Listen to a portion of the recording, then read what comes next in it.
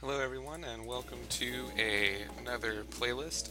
Before I get started with my deck tech, I just wanted to get something out of the way real fast.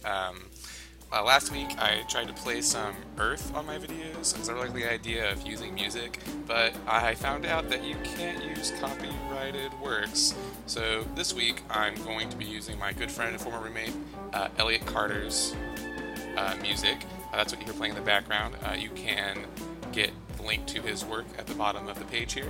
I'm going to be posting all the videos that I use it, so I'm hoping that he and I can use this music, and I think it's pretty great. Just adjust the volume down. All right, so to go over the board, today I'm playing in a Pauper tournament. It turns out that there's a group of players that organizes a weekly standard Pauper tournament on Mondays, and so that's what I'm playing in today. I'm playing blue-black control. I used to play a mono-black control back in the Ravnica Theros block, and I thought the thing went pretty well. And this is the best iteration of the deck that I could find. So I guess over the land, we got 4 Dismal Backwaters, which is a given because they're common fixing. 4 evolving wilds, excuse me. They're just split by versions here in order to find our islands and swamps. Any fixing help. These are basically common fetch lands. 3 islands. We don't really have a ton of blue, but we do have some. It's mostly black. 12 swamps. I have 3 Disown Ancestors. That's for the aggro decks. There's a white weenie and a mono red deck in the format.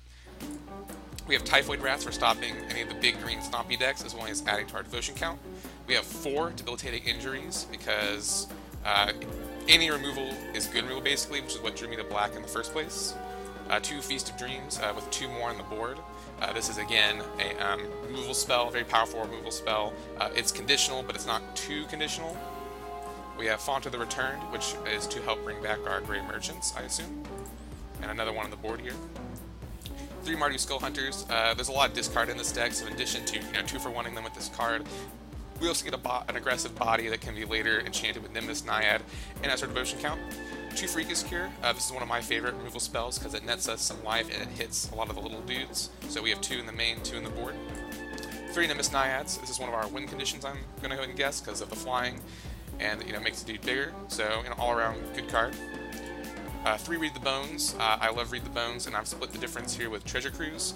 Both are very powerful draw spells, and that's actually a reason that drew me to this deck, because I'm going to go skip ahead here.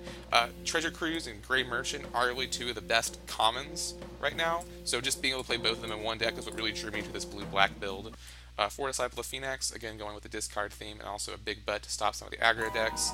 Benthic Giant, I imagine Benthic Giant and Nimbus Naiad is one of our best win conditions here. Going to the sideboard, we have 4 Negates, and I get to use my pretty promo foil versions, full arts.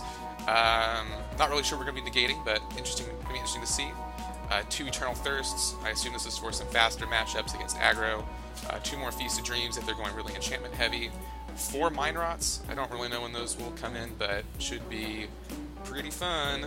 Maybe for more slower, grindy control decks. 2 more Freakish Cures, like I said, and 1 more Font of Return. Alright, so there's some stuff I gotta do to register for the event, but I will see you guys in the games, and here's hoping for a pretty decent tournament.